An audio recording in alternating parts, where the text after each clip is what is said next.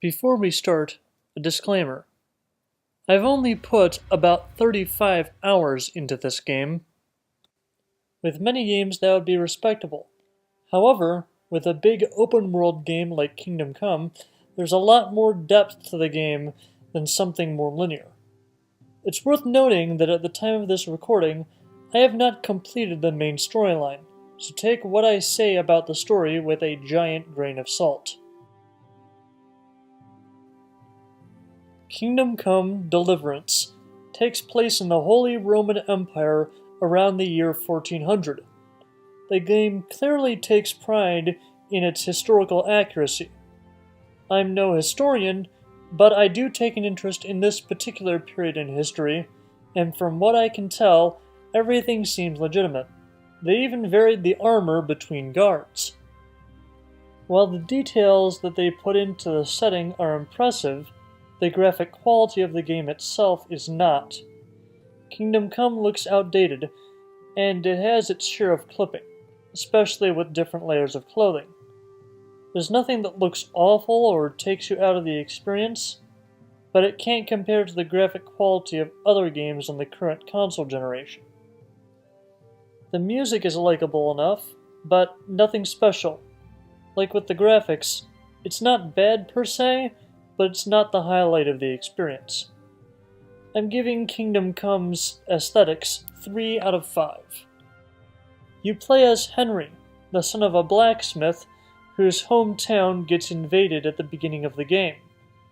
I won't say any more specifics to avoid spoilers, but just know that the story starts off a bit slowly, and while it does pick up the pace a little, it still strikes me as slow in comparison to other games.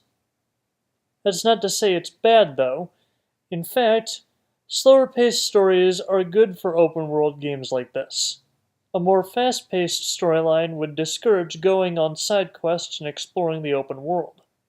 That being said, I find the story a bit slow, even by the standards of other games within the genre. It's not bad, and it certainly keeps to the historical accuracy and gives the game a sense of realism, but it may be a bit dry for some, especially the political elements, though I personally can't get enough of them. As I stated earlier, I haven't played all the way through the story. I don't even know how far along I am, but from what I've seen so far, I'm giving the story a 4 out of 5, just to make sure I haven't made it sound better or worse than I think it is, so far. In terms of gameplay, Kingdom Come is one of the most delightfully complex RPGs I have ever played.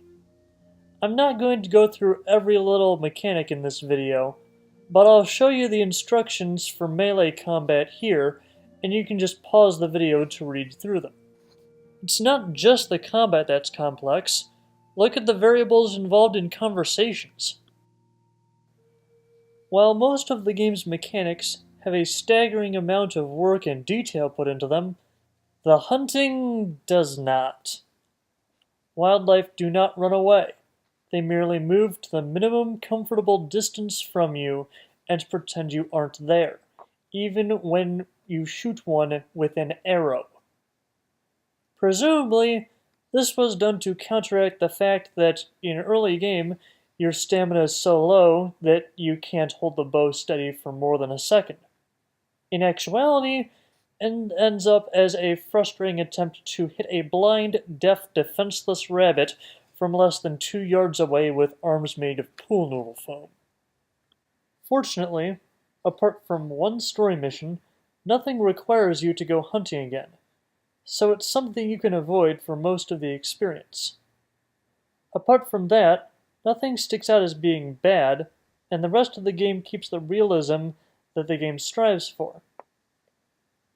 Your character will have to eat and sleep on a regular basis. Go hungry for too long, and you'll start losing maximum health and stamina. Become tired, and your vision will blur and flicker as though blinking. I won't call it a survival game, since it's really easy to ensure that you don't die from these needs, but it's something to keep in mind when you venture outside towns and cities. I've barely scratched the surface on the sheer amount of variables at play, and the progression system, while a little uninspired, is no different. Instead of a skill tree, you have several tiers of perks that you can just pick from, provided you meet the level requirement. These aren't just for basic leveling either.